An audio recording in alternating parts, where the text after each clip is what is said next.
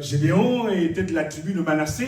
Effectivement, c'était la plus petite tribu. Hein. Lorsqu'on lit Nombre au chapitre 1 particulièrement, il y a ce qu'on appelle le dénombrement. Et les tribus, elles étaient placées tout autour de la tente d'assignation. Et effectivement, à l'ouest, il y avait ces trois tribus hein, qui étaient Manassé, qui était Ephraïm, Benjamin, qui était vraiment, et effectivement, Manassé était la plus petite. Hein. Elles étaient, et elles tournaient, et puis effectivement, lorsque la tente d'assignation devait se déplacer, c'est d'abord Juda qui ouvrait la marche. Ils étaient à l'est, et c'était la plus importante en fait des tribus. Et puis après, elles se déplaçaient est, sud, ouest et nord. Ça se déplaçait comme ça. Elles étaient placées, et puis effectivement, à l'ouest, c'était ces trois tribus qui étaient là, et Manassé était la plus petite. Hein. Et vous savez que quand on reprend un peu l'histoire, Joseph effectivement a eu 2 enfants en Égypte, et Jacob, en vérité, il n'y a pas la tribu de Joseph.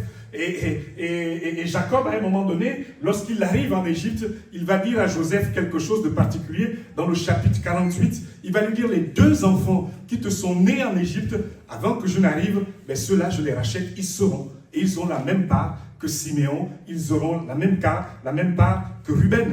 Donc, ces 2 enfants, c'est ni plus ni moins Ephraïm et Manassé. Ephraïm et Manassé vont rentrer, et ils faisaient partie de ces 12 tribus qui vont rentrer, et puis il n'y a pas le nom de Joseph, donc ils ont été substitués par ces 2-là. Et Manassé, c'était effectivement la plus petite de toutes les tribus, et on comprend bien que certainement, de par l'histoire, certainement le contexte peut-être familial, ou en Israël également, le contexte religieux, faisait que assez régulièrement, on disait Manassé, c'est la plus petite. Et peut-être que quelqu'un ce matin aussi également dans ce contexte, disant bah, effectivement ma famille, mon contexte, etc., fait que je suis plus petit et donc effectivement je suis également, vu le contexte, je ne pourrais pas être celui par lequel le secours et la délivrance va pouvoir arriver et je ne pourrais pas me défaire de cette situation.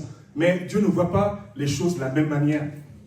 Et Dieu avait un autre plan, quelque chose d'autre, notamment pour Gédéon et pour le peuple d'Israël, pour être à la fois pour Gédéon, pour sortir de cette oppression, cette délivrance, et permettre également à l'ensemble du peuple de vivre cela. Et c'est compliqué si moi-même déjà je n'arrive pas à vivre la délivrance pour apporter cette même délivrance au sein de ma famille, au sein des êtres qui sont autour de moi. C'est important que moi-même déjà, je sois affranchi, je sois libéré, et que je sois au large pour permettre aux autres également de pouvoir bénéficier de ce secours et de cette délivrance.